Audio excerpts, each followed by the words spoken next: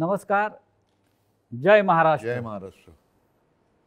समोरून ज्या जोरदारपणे जय महाराष्ट्राची गर्जना झालेली आहे त्याच्यामुळे महाराष्ट्रातल्या आणि देशातल्या तमाम मराठी जनांना, हिंदू जनांना लक्षात आलं असेल माझ्यासमोर कोण बसलाय.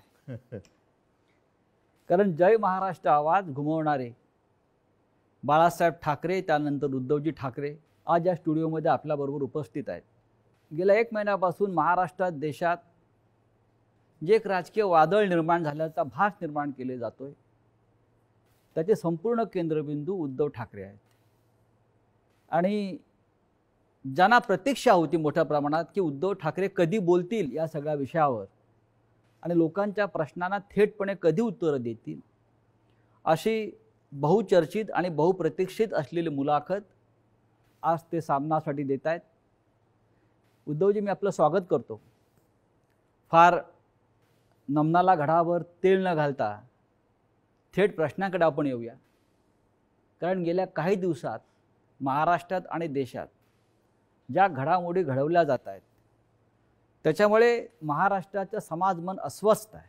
आपण किती अस्वस्थ आहात किंवा आपली भूमिका पुढे काय आहे, यातून शिवसेना कशी पुढे जाईल, अशा अनेक प्रश्नांचं काहू या राज्याच्या मनामध्ये, जनतेच्या मनात नाही, महाराष्ट्राच्या मनामध्ये मारलेलं आहे. पण तरीही मला आज तुम्ही खूप रिलॅक्स दिसताय उद्धव साहेब. म्हणजे मला याचं कारण समजत नाही की आज मी आपल्याला पाहतोय किंवा गेले काही दिवस पाहतोय, आपल्या चेहऱ्यावर कोणताही तणाव दिसत नाही आणि आपण अत्यंत मोकळेपणाने इथं आलात आणि बोलताय. हे काय रहस्य आहे? हे रहस्य साहजिकच आहे. माझी माँ आणि शिवसेना प्रमुख बाळासाहेब यांच्याकडनं आलेले एक हे रसायन आहे. माँ म्हटल्यानंतर शांत, सौम्य, संयम, आणि साहजिकच आहे बाळासाहेब म्हटल्यानंतर वर्णन करण्याची आवश्यकता नाही आहे. आज जवळपास 1 वर्षानंतर आपण भेटतो आहोत. होय. मला आठवतंय गेल्या वर्षी या दिवसात जेव्हा आपली मुलाखत घेतली होती तेव्हा कोरोनाचा कहर हा वरखाली होत होता. त्या कोरोनामध्ये जे काय करता येणं शक्य होतं ते मी राज्याचा मुख्यमंत्री म्हणून आणि अभिमानाने सांगेन की माझ्या राज्याचा कुटुंब प्रमुख म्हणून मी केलं. त्याच्यानंतर आता पाहिलं असाल, कारण त्यावेळेला लॉकडाऊन होता, मंदिरं बंद होती, सणासुदींना बंदी होती. पण यावर्षी आपण पहिली पंढरपूरच्या वारी, तिला परवानगी दिली म्हणण्यापेक्षा तिच्यामध्ये कोणताही अडथळा येऊ दिला नाही आणि जल्लोषात ती पार पाडली. म्हणजे पुन्हा एकदा सणासुदीला सुरुवात झालेली आहे. आता दहीहंडी येईल, गणपती येतील, नवरात्री येईल, दिवाळी येईल. पुन्हा एकदा आपल्या आयुष्यामध्ये उत्सव, उत्साह आणि आनंद याची सुरुवात झालेली आहे. एक मध्ये जणू काही पॉज बटन दाबलं गेलं होतं. आपल्या सगळ्यांच्या सहकार्याने आपण कोरोनातून आणि त्या संकटातून बाहेर पडलो. मला आनंद आहे. आता आपण सुरुवातीला जे म्हटलं की एक वादळ आल्याचा आभास होतोय. वादळ म्हटल्यानंतर पालापाचोळा उडतो. तो पालापाचोळा उडतोय सध्या, आणि तो पालापाचोळा एकदा बसला की खरं दृश्य हे लोकांसमोर नक्कीच येणार आहे. मी शांत कसा, तर मला चिंता नाही आहे. चिंता माझी नाही आहे, शिवसेनेची तर बिलकुल नाही आहे. हां, थोडीफार जी आहे ती नक्कीच मराठी माणसांची आणि हिंदूंची आहेच, हिंदुत्वाची आहे. ह्याचं कारण हिंदू द्वेष्टे हे आपल्या घरातच आहेत. मराठी द्वेष्टे, मराठी माणसाची एकजूट तुटावी, फुटावी, हिंदूंमध्ये फूट पडावी, आणि जी मेहनत माननीय शिवसेना प्रमुखांनी हयातभर केली मराठी माणसाची एकजूट करण्यासाठी, हिंदुत्वाची, हिंदूंची एकजूट करण्यासाठी, ती आपल्याच काही कपाळकरंट्यांच्या हातनं तोडावी, मोडावी असा हा प्रयत्न केला जातोय. ती मला एक चिंता आहे. आणि म्हणून मी जे म्हटलं की हा पालापाचोळा सध्या उडतोय, कोण कुठे, हा इकडनं पालापाचोळा तिकडे जातोय, पुन्हा इकडे येतोय. ही जी गळणं गरजेची होती ती पानं ही उडतात. मी मागे एकदा माझ्या मनोगतात म्हटलं होतं की ज्या वेळेला मी वर्षामध्ये राहत होतो त्या वर्षामध्ये 2 झाडं ही आपल्या घराला लागूनच आहेत. एक आहे गुलमोहराचं आणि दुसरं बदामाचं. दोन्ही झाडं मी साधारणतः गेले 2-1 वर्ष बघतोय, ज्याला आपण पतझड म्हणतो. ती पानं पूर्ण गळून पडतात. पानगळ पानगळ म्हणतो. ती पानं पूर्ण गळून पडतात अशा काड्या राहतात. आपल्याला वाटतं या झाडाला काय झालं, पण 2 ते 3 दिवसात पुन्हा नवीन कोंब येतात, अंकुर येतात. आणि मी बघितले 8 दिवसामध्ये 10 दिवसात ते बदामाचं झाड सुद्धा हिरवंगार झालं, गुलमोहर सुद्धा हिरवागार वा, झाला. वा. म्हणून जी सडलेली पानं असतात ती झडलीच पाहिजेत. ती झडतायत पानं, ती सडलेली पानं आहेत. म्हणजे आता पानं झडून पडतायत. आता सडलेली पानं झडतायत. ज्यांना त्या झाडाकडनं सगळं काही मिळालं, सगळा रस मिळाला, सगळं मिळालं म्हणून त्यांचा टवटवीतपणा होता, ती पानं सगळं झाडाकडनं घेऊन ती गळून पडतायत. आणि हे बघा कसं उघडं बोडकं झाले झाड, असं ते दाखवायचा प्रयत्न करतायत. पण दुसऱ्या दिवशी आपला माळीबुवा येतो, ती झाड सगळी पुन्हा ती पानगळ केळ्याच्या टोपलीत घेतो आणि घेऊन जातो. आता ती प्रक्रिया सुरू आहे केळ्याच्या टोपलीत झडलेली सडलेली पानं टाकण्याचा. आता सुरू झाले, आता नवीन कोंब फुटायला लागलेले आहेत. आणि शिवसेना आणि तरुण युवा हे नातं हे शिवसेनेच्या जन्मापासूनचं आहे. नक्कीच, कारण वयाच्या 80 हां, मात्र एक आहे, अजूनही काही ज्येष्ठ शिवसैनिक ते येऊन भेटत आहेत, ज्यांनी बाळासाहेबांसोबत काम केलेलं आहे, पहिल्या पिढीचे ज्यांना म्हणू. आणि तो संघर्ष त्यांनी पाहिलेला आहे, संघर्ष केलेला आहे. त्यांना शिवसेना म्हणजे नेमकं काय ते कळलेलं आहे. त्यांना आत्तापर्यंत अनेकांना शिवसेनेकडनं काही मिळावं अशी अपेक्षाच नव्हती, आजही नाही आहे. पण ते येऊन आशीर्वाद देत आहेत. तुम्ही आता मगाशी वर्षाचा उल्लेख केलात, मलबार हिलवरचं वर्षा बंगला, मुख्यमंत्र्यांचं निवासस्थान. आणि मगाशी मी आपल्याला म्हटलं की आपण खूप रिलॅक्स दिसत आहे. पण मला असं दिसतं आहे की मलबार हिलवरून आपण परत मातोश्रीला आल्यावर जास्त रिलॅक्स झालं. जास्त माझं घर आहे ते. म्हणजे मी तुम्हाला एक सांगतो मुद्दामून, ह्या काही हे माझे अनुभव आहेत. जेव्हा माझी शस्त्रक्रिया झाली, 2 शस्त्रक्रिया झाल्या होत्या, तो एक अनुभव माझा वेगळा आहे. तो कधीतरी तो फार विचित्र अनुभवातून मी गेलो आणि ठीक आहे. पण त्यावेळेला जेव्हा ॲनेस्थेशियामधनं मला जागवलं, मुख्यमंत्री असताना, मुख्यमंत्री होतो ना, शस्त्रक्रिया झाली, ऑपरेशन थिएटरमधनं बाहेर ते ॲनेस्थेशियातून बाहेर आल्यानंतर काढताना मला डॉक्टरने विचारलं, सर कुठे जायचं, मातोश्री की वर्षा? मी पटकन म्हटलं मातोश्री. आणि मग डॉक्टरने सांगितलं, डॉक्टर मला तुम्ही गुंगीत सुद्धा विचारलं असतं ना ॲनेस्थेशिया दिल्यानंतर सुद्धा, तरी मी मातोश्री हेच उत्तर दिलं असतं.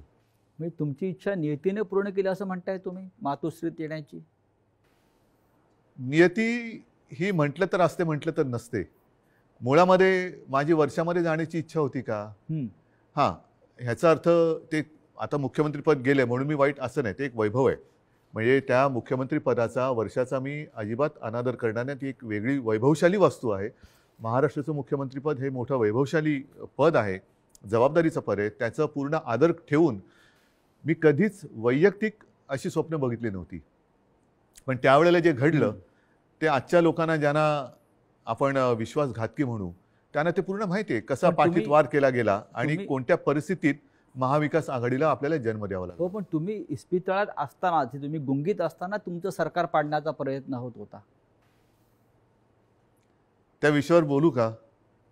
असं साधारण तुम्ही सुद्धा कारण मला कुठेही त्या माझ्या अनुभवातनं सहानुभूती नकोय. तो फार वाईट अनुभव होता. मानेची शस्त्रक्रिया ही कोणत्याही डॉक्टरनं किंवा कोणालाही ज्याला माहिती आहे त्याला विचारले की त्याच्यामध्ये धोके काय असतात ह्याची कल्पना मलाही होती, पण ती करणं मला गरजेची होती. ती केल्यानंतर पहिली शस्त्रक्रिया झाली, त्यातून मी चांगला बाहेर पडलो होतो. अचानक एक 5-7 दिवसानंतर सकाळी जाग आल्यानंतर, खरं म्हणजे त्या दिवशी मला डॉक्टरने सांगितलं होतं की उद्धवजी उद्या आपल्याला जिना चढायचं आहे. तर मी मानसिक तयारीत होतो की आज जिना चढायचं, एक पाऊल पुढे जायचं आहे. सकाळी जाग आल्यानंतर जरा थोडासा एक आळस द्यायचा प्रयत्न केला तर मानेमध्ये जो एक असा क्रॅम्प म्हणतो असा आला आणि माझी मानेखालची सगळी हालचाल बंद झालेली. म्हणजे मला श्वास घेताना मी बघत होतो माझं पोटही हलत नव्हतं. पूर्णपणे मी निश्चल झालो होतो. एक ब्लड क्लॉट तिकडे आला होता. सुदैवाने डॉक्टर वगैरे सगळे जागेवर होते आणि ज्याला तो गोल्डन आवर म्हणतात, त्या गोल्डन आवरमध्ये ते ऑपरेशन झालं. म्हणून मी तुमच्यासमोर आज उभा आहे. त्या काळामध्ये माझ्या कानावर येत होतं, माझे हातपाय हलत नव्हते, बोटं हलत नव्हती. सगळ्यात टेन्शन मला होतं की समजा कुठे काय डास चावला, मुंगी चावलं तर खाजवायचं कसं. म्हणजे हा एक वेगळा विचित्र भाग होता. पण त्या काळात माझ्या कानावर येत होतं की काही जण मी बरा व्हावा म्हणून देवावरती अभिषेक करत होते आणि काही जण मी असाच राहावा म्हणून देव पाण्यात बुडून बसले होते. देव पाण्यात बुडून बसलेले लोक आता पक्ष बुडवायला निघालेत. आणि तेव्हा हे पसरवलं जात होतं की हा काय आता उभा नाही राहत, आपलं काय होणार, तुझं काय होणार. म्हणजे ज्या काळामध्ये आपल्या पक्षाला सावरण्याची वेळ होती, आपला मी पक्षप्रमुख, कुटुंब प्रमुख, शस्त्रक्रिया झाल्यानंतर माझी हालचाल होत नव्हती, त्या काळामध्ये ह्यांच्या हालचाली जोरात होत होत्या. हे नाही म्हटलं तरी एक मला वेदनादायी एक सत्य हे आयुष्यभर माझ्यासोबत राहणार की जेव्हा, आणि मी तुम्हाला जबाबदारी दिली होती पक्ष सांभाळायची, नंबर 2चं पद होतं, पक्ष सांभाळायला म्हणून पूर्ण विश्वास दिला होता. तो विश्वासघात तुम्ही, मी हॉस्पिटलमध्ये असताना, म्हणजे माझी हालचाल बंद होती तेव्हा तुमची हालचाल जोरात होती, आणि ती सुद्धा पक्षाच्या विरोधात. शिवसेनेच्या विरोधात किंवा शिवसेनेच्या बाबतीमध्ये हे विश्वासघाताचं राजकारण वारंवार का होतं? ह्याचं कारण शेवटी आम्ही पक्ष हा प्रोफेशनली नाही चालवत असं मी म्हणेन.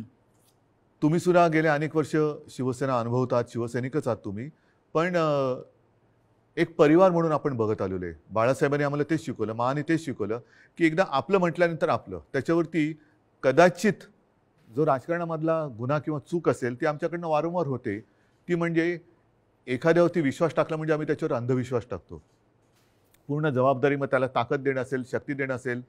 म्हणजे 2014 साली जे आत्ता आम्ही हिंदुत्व सोडलंय म्हणून आवई उठवत आहेत, मारतायत, बोंब मारतायत, त्यांना मला हाच प्रश्न विचारायचा आहे की 2014 साली भाजपाने युती तोडली होती तेव्हा आपण काय सोडलं होतं? काहीच सोडलं नव्हतं. आजही नाही सोडलेलं हिंदुत्व.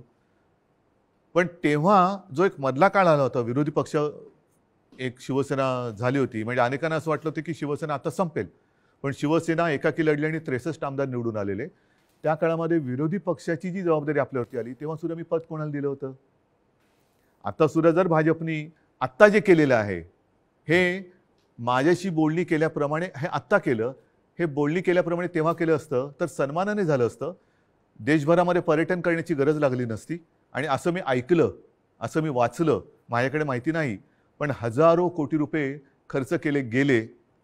विमानांचा खर्च, हॉटेलचा खर्च, हे त्याच्यानंतर काही आणखीन अतिरिक्त खर्च म्हणजे खोक्यातला असेल. त्या खोक्यात काय दडलंय हे ज्याचं त्याला माहीत, देणाऱ्याला आणि घेणाऱ्याला कळलं असेल. पण हे फुकटात झालं असतं ना, आणि सन्मानाने झालं असतं. हेच तर मी सांगत होतो. मग का घडवलं? कारण त्याने शिवसेना संपवायची आहे. जे शिवसेनेबरोबर ठरवलं होतं 2.5 वर्षाचं मुख्यमंत्रीपद, हेच तर तुम्ही आता केलं. आणि ते जर केलं असतं तर निदान 5 वर्षामध्ये भारतीय जनता पक्षाला एकदा तरी 2.5 वर्षात मुख्यमंत्रीपद मिळालं असतं. ही जी काय आता सोंगढोंग करतायत आम्ही शिवसेनेला, आता ही शिवसेना ते म्हणतात ती शिवसेना नाहीये. हे सगळं तोडफोड करून त्यांचं समाधान होत नाही. त्यांना शिवसेना संपवायची आहे. ह्यांचा वापर करून ते शिवसेना संपवायला का संपवायचे असं वाटतं आपल्याला? आतापर्यंत गेल्या 56 वर्षात शिवसेना संपवण्याचे प्रयत्न अनेक आणि प्रत्येक वेळेला शिवसेना अधिक जोमाने आणि तेजाने उभी राहिलेली आहे. आता सुद्धा त्यांना हिंदुत्वामध्ये भागीदार नको असेल, पण माझं नेहमी असंच म्हणणं आहे की शिवसेना प्रमुखांनी हिंदुत्वासाठी राजकारण केलं, कारण हिंदुत्व मजबूत व्हायला. हे जे करतायत ते राजकारणासाठी हिंदुत्व वापरतायत. हा आमच्या आणि त्यांच्या हिंदुत्वातला फरक, जे विचारतात ना तुमचं आणि भाजपचं हिंदुत्वामध्ये फरक काय, तो हा आहे. शिवसेनेचं राजकारण हे आम्ही हिंदुत्व मजबूत होण्यासाठी केलं, पण यांचं राजकारण मजबूत होण्यासाठी आणि हिंदुत्वाचा आश्रय घेतला. मुख्यमंत्रीपद स्वीकारल्यामुळे महाविकास आघाडी हिंदुत्व संकटात आलं, हिंदुत्व म्हणजे काय झालं अशी जी एक आवई उठवली जाते. हो, म्हणजे काय, मला एक प्रसंग असा सांगा किंवा एक माझ्या हातनं घडलेली गोष्ट किंवा निर्णय माझा मुख्यमंत्री पदावरती असतानाचा दाखवा की ज्याच्यामुळे हिंदुत्व धोक्यात आलं. एक निर्णय दाखवा. तर तुम्ही तेव्हा अयोध्येला आत्ता सुद्धा गेला होतात. अयोध्येमध्ये महाराष्ट्र भवन आपण उभं करतो, बरोबर आहे. हे हिंदुत्वाला सोडून आहे की नाही? तुम्ही ठरवा. अयोध्येत महाराष्ट्र भवन, बरोबर आहे. मुख्यमंत्री होण्याच्या आधी सुद्धा मी अयोध्येत गेलो होतो, प्रत्येक वेळेला आपण होतात. मुख्यमंत्री झाल्यावरती सुद्धा अयोध्येत गेलो होतो. कोण काय म्हणेल मी परवा नाही केली. मी गेलो आणि रामलल्लाचं दर्शन घेऊन तेव्हाही आलो होतो. 2दा मी स्वतः अयोध्येत गेलो होतो. आता नव्या मुंबईमध्ये आपण तिरुपतीचं मंदिर त्याला जागा दिली. प्राचीन जी मंदिरं आहेत त्यांचं संवर्धन करणं, जतन करणं हे आपण सुरू केलं. गडकिल्ल्यांचं आपण सुरू केलं. हे कुठे, ह्याच्यात हिंदुत्व कुठे गेलं? हिंदुत्व तर असं कोणताही निर्णय नाही आहे की ज्याच्यामध्ये आपण हिंदुत्वापासून दूर गेलेलो आहे. अशा अनेक गोष्टी सांगता येतील. तुम्ही आज ज्या संघर्षमय कालखंडातून जात आहात याची कधी अपेक्षा केली होती? बघा, शेवटी शिवसेना आणि संघर्ष हे तर एकमेकाच्या पाचवीला पुजलेले आहेत. आणि मागे कोणीतरी असं म्हणालं होतं, ते मला वारंवार त्याचा अनुभव येतोय, की शिवसेना ही एक तळपती तलवार आहे. ती जर मॅनेमध्ये ठेवली तर ती गंजते. त्याच्यामुळे ती तळपलीच पाहिजे. आणि तलवार तळपणं म्हणजे संघर्ष आलाच. अर्थात याचा अर्थ अर्थार्थी कोणी घेऊ नये की तलवारीने वार करा बिरा, असं नाही माझं म्हणणं. ही एक उपमा आहे. आणि त्याच्यामुळे संघर्षासाठीच तर शिवसेना जन्माला आली.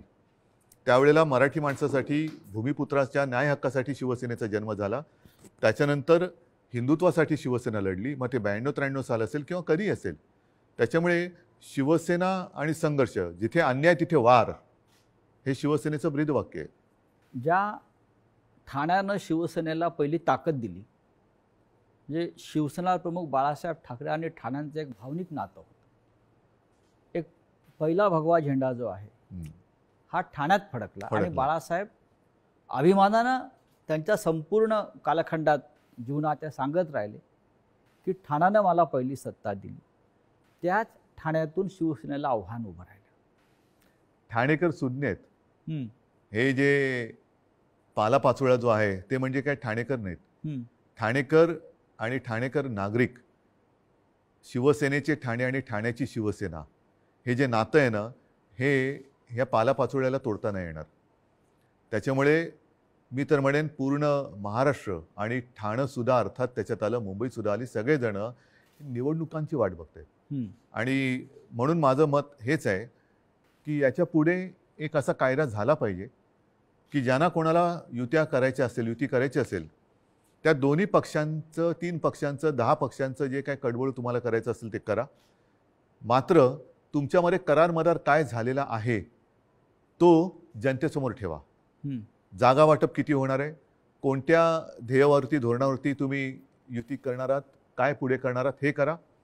म्हणजे काय झालं असतं, एक तर जे माझं आणि भारतीय जनता पक्षाचं ठरलं होतं ते जे आता आधी नाकारून आता त्यांनी ते केलं, हे आधी जनतेसमोर उघडपणाने आलं असतं. दुसरी गोष्ट, निवडणुकीनंतर जे काय त्यामुळे मला करावं लागलं, महाविकास आघाडीचा जन्म नसता झाला.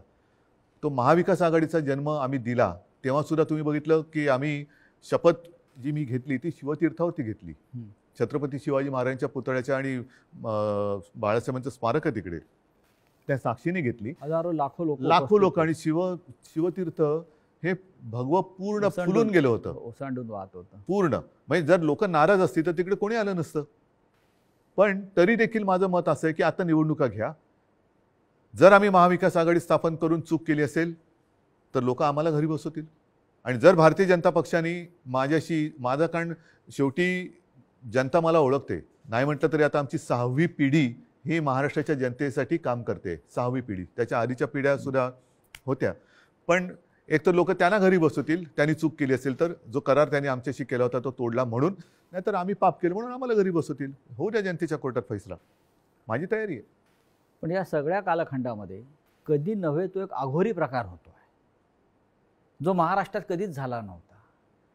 तो म्हणजे कोणीतरी संपूर्ण शिवसेना हायजॅक करण्याचा प्रयत्न करत आहे. कारण त्यांना पर्याय नाही आहे. कारण नीट लक्षात घ्या, हा महत्त्वाचा प्रश्न आहे, एक बारकाव लक्षात घ्या. जे काय थोडंफार कायद्याचं ज्ञान मी लोकांशी बोलून, कायदेतज्ञांशी बोलून समजून घेण्याचा प्रयत्न केलेला आहे, त्यातून सांगतो की पूर्वी 2/3 ही सदस्य संख्या झाली का वेगळा गट स्थापन करता येऊ शकत होता. आता तो कायदा गेला. आता हे जे बाजूला झाले ते भले 2/3 असतील किंवा आणखीन काहीतरी असतील, त्यांना वेगळा गट स्थापन करता येत नाही. हे कायदेतज्ञांनी सांगितलेलं आहे. मी कायदा लिहिलेला नाही, मी कायदा वाचलेला नाही. मी घटनातज्ञांनी ज्यांनी त्याचा अभ्यास केला त्यांनी सांगितलेली मतं ऐकून आणि त्यांच्याशी बोलून सांगतोय. म्हणजेच काय की ह्या गटाला कुठल्या ना कुठल्या तरी पक्षामध्ये विसर्जित किंवा सामील व्हावं लागेल ह्या गटाला. मग त्यांच्यासमोर पर्याय काय आहेत, एक तर भाजपात जावं लागेल, नाहीतर दुसरे सपा आहेत, MIM वगैरे असे जे काही छोटे छोटे पक्ष आहेत त्यांच्यात जावं लागेल. आणि हे जर का कुठल्या पक्षात गेले तर भारतीय जनता पक्षाचा ह्यांना जो उपयोग करून घ्यायचा आहे तो उपयोग संपेल. कारण त्यांची ओळख त्यांना ती द्यावी लागेल की आता आम्ही भाजपात गेलो, आता आम्ही समाजवादीत गेलो, आता आम्ही बच्चू कडूंच्या पक्षात गेलो. तर म्हणून ते एक भ्रम निर्माण करतात की आम्ही म्हणजेच शिवसेना. जे मधल्या काळामध्ये क्लिप फिरली बघा, असं माझ्या काळात कधी झालं नव्हतं, माझ्या बाजूला उपमुख्यमंत्री अजितदादा पवार बसायचे, पण त्यांनी कधी माझा माईक नव्हता खेचला. काही वेळेला त्यांना अधिक त्यांच्याकडे माहिती असायची अर्थसंकल्प किंवा काय, तर मी त्यांना सांगायचो की दादा तुम्ही उत्तर द्या, पण माझ्याकडनं कोणी माईक नाही खेचला. माईक कारण खेचणं तुम्ही ठाकरे आहात. तो तर भाग झालाच, पण एक आमच्या महाविकास आघाडीमध्ये एक समन्वय. सभ्यता होती, सभ्यता होती. सभ्यता होती आणि समन्वय होता. असो, त्याच्यावरती नंतर बोलायचं तर मी बोलेन. पण त्याच्यामध्ये जे उपमुख्यमंत्री बोलले की हे म्हणजे शिवसेना, म्हणजेच त्यांचा डाव असा आहे की शिवसैनिकांमध्येच लढाई लावायची, शिवसेना खतम करायची. एकदा का काम संपलं की पालापाचोळा तुम्ही जे मगाशी म्हणालात तो टोपलीत भरला की नेऊन टाकायचा. पण त्यांचा अशी योजना होती की बाळासाहेब ठाकरेंनंतर ही शिवसेना परत खतम करायचीच त्यांचं स्वप्न होतं, पण बाळासाहेबांनंतर तुम्ही शिवसेना उभी केली. त्यांच्या पोटात तेच दुखतंय. त्यांना शिवसेना आणि ठाकरे वेगळे करायचे, जसं गांधी आणि काँग्रेस वेगळी गांधी आणि करायची. काँग्रेस. आणि त्यांच्यात एक तुम्ही बघा, मला टीकात्मक केवळ बोलायचं म्हणून मी बोलत नाही, पण दुसरे जे आता सरदार वल्लभभाई पटेल, सुभाषबाबू, तसं बाळासाहेब, हे स्वतःचेच म्हणून आता लोकांसमोर आणायचं. म्हणजे आपल्याकडनं काही आदर्श निर्माण नाही झाला तर दुसऱ्यांचे जसं पक्ष फोडतायत तसं आदर्श फोडायचे, आदर्श म्हणजे पळवायचे, आदर्श आमदारांप्रमाणे फोडायचे म्हणा किंवा पळवायचे म्हणा, पळवायचे. आणि मग ते आपलेच म्हणून लोकांसमोर जायचं. तसं त्यांचं चाललंय की बाळासाहेबांना त्यांनी मान सन्मान तर दिलाच पाहिजे, नाही तर लोक जोडे मारतील, लोक ठेवणार नाहीत त्यांना जागेवर. कोणी असला आणि तो बाळासाहेबांच्या विरोधात काही बोलला तर लोक हाणतीलच जोडा त्याच्या. तर म्हणून त्यांना बाळासाहेब पाहिजेत, पण आता ठाकरे आणि शिवसेना हे नातं तोडायचं आहे. माझं आव्हान आहे की ठाकरे आणि शिवसेना नातं तोडून दाखवा. मात्र ते करताना माझ्या वडिलांचे फोटो लावून मतं मागू नका. प्रत्येकाला आई वडील असतात आणि त्यांच्याबद्दल मला आदर आहे, मला माझ्या आईवडिलांबद्दल आदर आहे, तसं प्रत्येकानं प्रत्येकाच्या आईवडिलांबद्दल आदर असायला पाहिजे. आता गेल्या आठवड्यात गुरुपौर्णिमा झाली, मी माझ्या वडिलांना आजोबांना गुरु मानतो. प्रत्येकाने पितृदेव भव मातृदेव भव देव मानलं पाहिजे. स्वतःच्या आईवडिलांचे फोटो लावावेत आणि मतं मागावीत.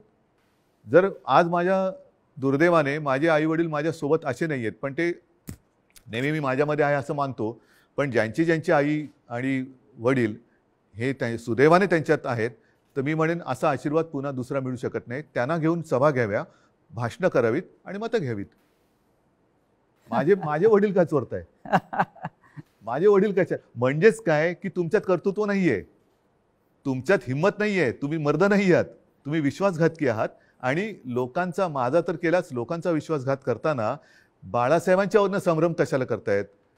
तुमच्यात तुमचा मर्दाचा चेहरा घ्या आणि जा पुढे आणि मागा मतं. नाही, पण निवडणूक आयोगापुढे आता एक नवीन खटला उभा राहतो आहे, तो म्हणजे धनुष्यबाण कोणाचं चिन्ह, जे शिवसेनेचं जे लोकांपर्यंत पोहोचलं. बघा, मला अजूनही देशाच्या घटनेवरती भरोसा आहे, कायद्यावरती भरोसा आहे. चोरीमारी सगळीकडे चालते असं माझं मत नाहीये तेवढा. कारण मी जे म्हटलं ना की सत्यमेव जयते, नाहीतर तुम्हाला वाक्य पुसावं लागेल आणि मग दोन वाक्य करावं लागेल एकाची. एक तर म्हणजे असत्यमेव जयते आणि दुसरं वाक्य सत्तामेव जयते. त्याच्यामुळे सत्तामेव जयते पुढे तुम्ही असत्य घेऊन जर का करणार असाल तर ते काही लोक खपून नाही घेणार. आज वेळ अशी आणलेली आहे, हे दुर्दैव आहे महाराष्ट्राचं म्हणतो, की ठाकरेंना पुरावे द्यावे लागतात शिवसेना खरी किंवा खोटी. नाही, लोक वाट बघतायत निवडणुकांची. म्हणजे आम्हाला पुरावा द्यायची गरज नाही. लोक म्हणतात की आम्हाला निवडणुका येऊ दे, ध्यानच पुरून टाकतो. बरं, जनताच पुरावा देईल, जनताच यांना पुरून टाकेल राजकारणामध्ये. आज जी फूट दिसते शिवसेनेत, अशा प्रकारची फूट याआधी राणे भुजबळांनाही पाडता आली नव्हती. असं का घडलं? ज्यांना मी अधिकार दिले होते, ज्यांना मी म्हणजे त्यावेळेला लोक माझ्या तोंडावर नव्हती बोलत, पण मला कुजबूज ऐकली की अरे काय मुख्यमंत्री, नगरविकास खातं मुख्यमंत्र्याकडे असायला पाहिजे, मलेरियर खातं आहे म्हणतात. मला मलाई विलई खाण्यासाठी मी गेलो नव्हतो. मी माझ्याकडे जी खाती ठेवली होती ती एक GAD, ज्याला सामान्य प्रशासन म्हणतात, न्याय व विधी. IT मध्ये मला खरंच काहीतरी एक तंत्रज्ञानाचा उपयोग सगळ्या खात्यांसाठी काहीतरी करता येईल का, हा एक माझा विषय होता. राजीव गांधींनी एक क्रांती केली होती, तसा एक विषय होता. आणि त्याच्यानंतर काही काळ एका दुसऱ्या मंत्र्यांनी दिवे लावले म्हणून त्यांचं खातं माझ्याकडे थोडे दिवस मला ठेवावं लागलं होतं. नक्की काय चुकलं असं वाटतं? चूक माझी आहे आणि ती मी पहिल्याच माझ्या फेसबुक लाईव्हमध्ये कबूल केलेली आहे. गुन्हा माझा आहे, तो म्हणजे मी यांना परिवारातले समजून यांच्यावरती अंधविश्वास ठेवला. तुमचं मुख्यमंत्री होणं चुकलं? मला 2 गोष्टी आहेत. समजा मी मुख्यमंत्री त्यावेळेला यांना केलं असतं, हां.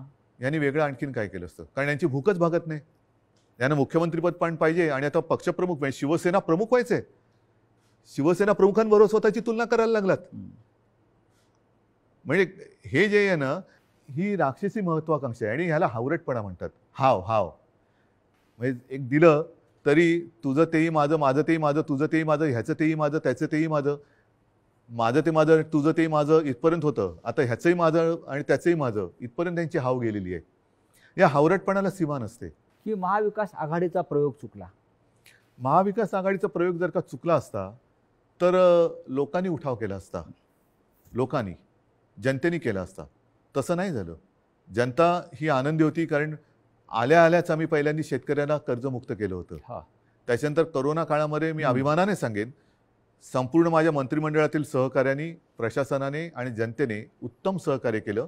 म्हणून आणि म्हणूनच ज्या पहिल्या 5 मुख्यमंत्र्यांमध्ये माझं नाव आलं ते मी नक्कीच. माझं नाव नाही मानत, ते जनतेचा मी प्रतिनिधी म्हणून ते नाव आलं होतं. जर समजा यांनी सहकार्य नसतं केलं तर कोण होतो मी? मी कोण होतो?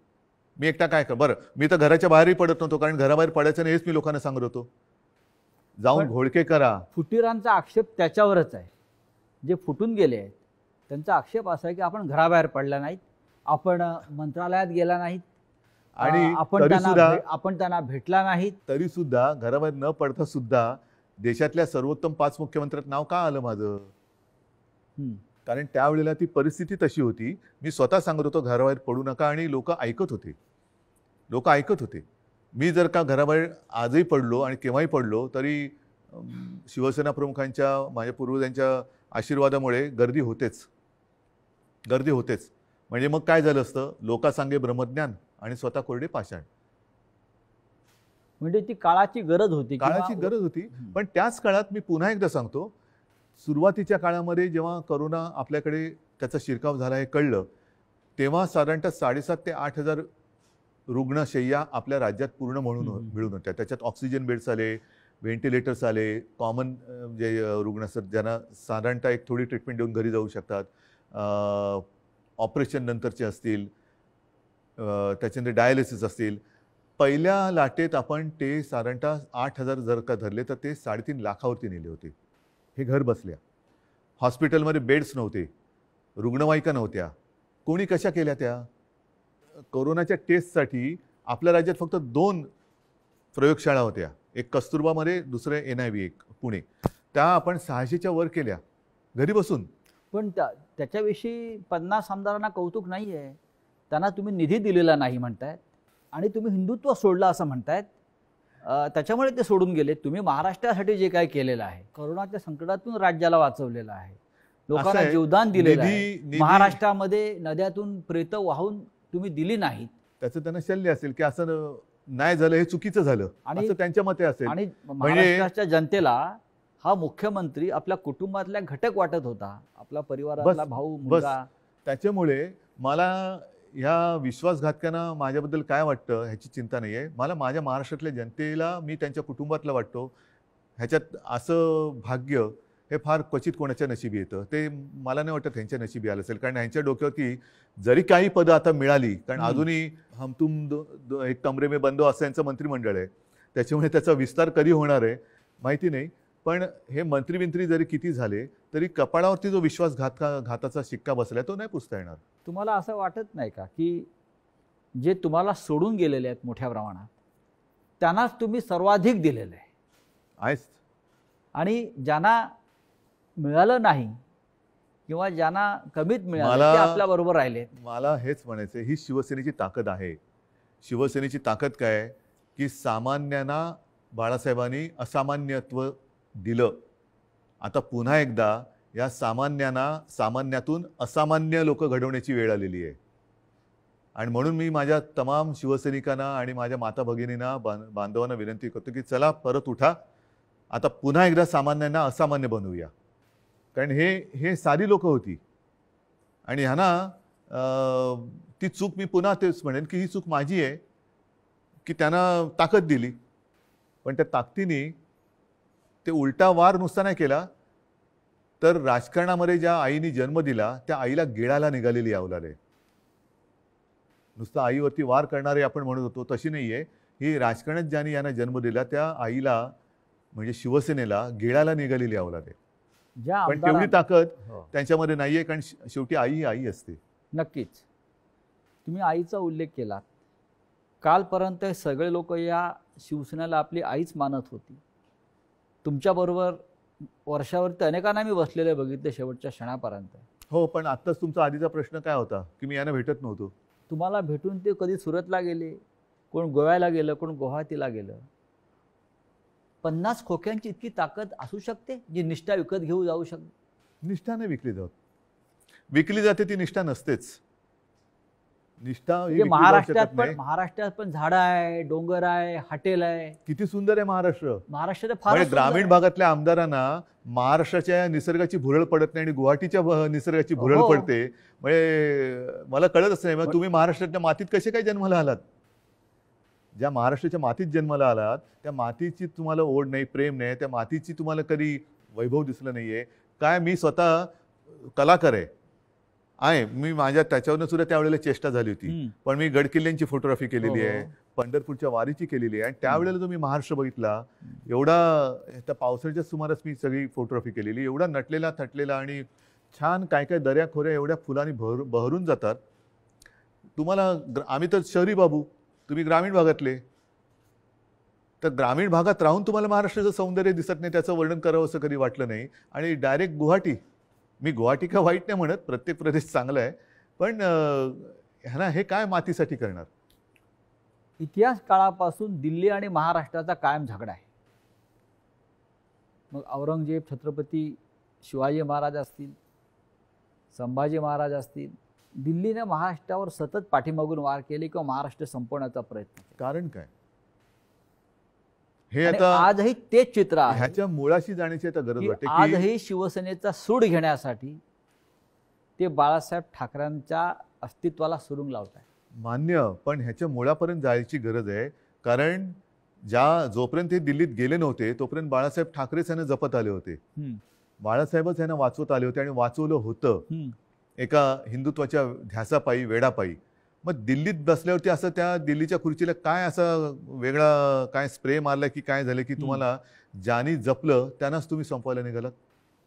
ज्या शिवसेनेनी बाबरीची जबाबदारी तेव्हा घेतली होती शिवसेना प्रमुखांनी, त्या शिवसेनेला तुम्ही हिंदुत्व सोडलं म्हणून संपवायला निघालात. बरं, आम्ही काँग्रेसबरोबर गेलो म्हणून तुम्ही म्हणता हिंदुत्व सोडलं. मग मुफ्ती महमद आणि मेहबूबा मुफ्तीबरोबर तुम्ही गेला होतात, ते काय होतं, काय सोडलं होतं तुम्ही. मग तेव्हा तर आम्ही आता तुम्हाला वाटतं हिंदुत्व सोडले, जे सोडलं नाही, पण तेव्हा तुम्ही लाच सोडली होतीत ना.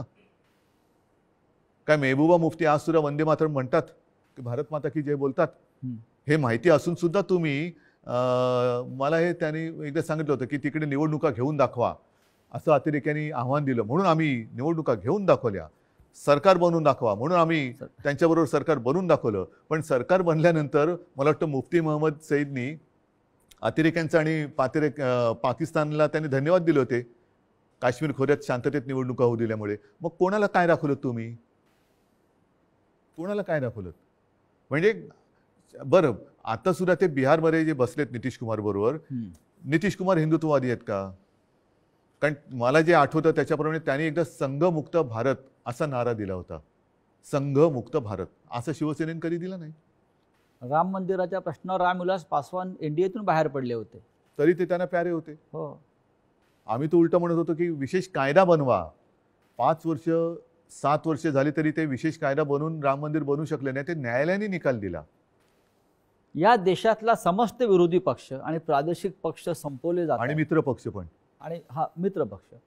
असं तुम्हाला काय दिसतंय का कारस्थान किंवा अशा प्रकारचं सुडाचं बघा, मला असं राजकारण? वाटतं हा ज्याचा त्याचा प्रश्न आहे.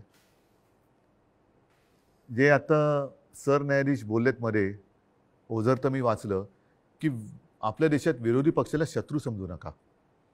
विरोधी पक्षांनी सुद्धा जबाबदारीने वागलं पाहिजे आणि सत्ताधारी पक्षांनी सुद्धा जबाबदारीने वागलं पाहिजे. मी जो काही 2.5 वर्षात अनुभव घेतला मुख्यमंत्री म्हणून, मी विरोधी पक्षांना काही वेळेला मी स्वतः आवाहन केलं की की सरकार म्हणून आमचं समजा जर काही आम्ही कुठे कमी पडत असू, आमचं काही चुकत असेल, तुम्ही आमच्या नजरेत आणून द्या, नजरेत आणून द्या. हे काम विरोधी पक्षाचं आहे, कारण ते सुद्धा शेवटी लोकप्रतिनिधी असतात.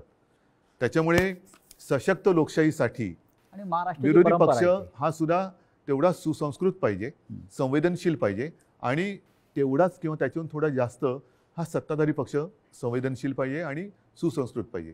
आता हा संवेदनशीलता आणि सुसंस्कृतपणा ही कुठेतरी रसातळाला जायला लागले असं वाटते. कशामुळे? पिढ्या बदलत आहेत आणि सत्तेची हाव. आता काय झालेलं आहे, फास्ट फूडचा जमाना आलेला आहे. हा, तुम्ही फोन केला की 10 मिनिटात, 15 मिनिटात, 20 मिनिटात पार्सल आलंच पाहिजे. तसं मी पक्षात गेलो की मला थोडे दिवसात काहीतरी मिळालंच पाहिजे, नाही गेलं तर माझ्याकडे दुसरा आहे. या देशामध्ये विरोधी पक्षच राहू नये. मग राज्यामधले शिवसेनेसारखे प्रादेशिक पक्ष असतील किंवा राष्ट्रीय पातळीवरचे काँग्रेससारखे पक्ष असतील, आणि त्यांना संपवण्यासाठी साम दाम दंडभेद ह्यातनं काय साधलं जाणार? म्हणजे केंद्रीय तपास यंत्रणांचा ईडी नाही. असेल, सीबीआय असेल, ह्यातनं साधणार काय? यांचा जो गैरवापर सुरू आहे. शेवटी जनता ही सार्वभौम आहे, आणि तुम्ही बघितलं असाल की जनतेच्या मनाविरुद्ध एखादा निर्णय गेला तर जनता थांबत नाही, ती रस्त्यावरती उतरते. आपण जो संवाद जनतेशी साधत आहोत, मला असं वाटतं जनतेच्या सगळ्या प्रश्नांना आपण भरभरून उत्तरं देताय, मनापासून बोलताय. हा संवाद आपण असाच कायम ठेवू.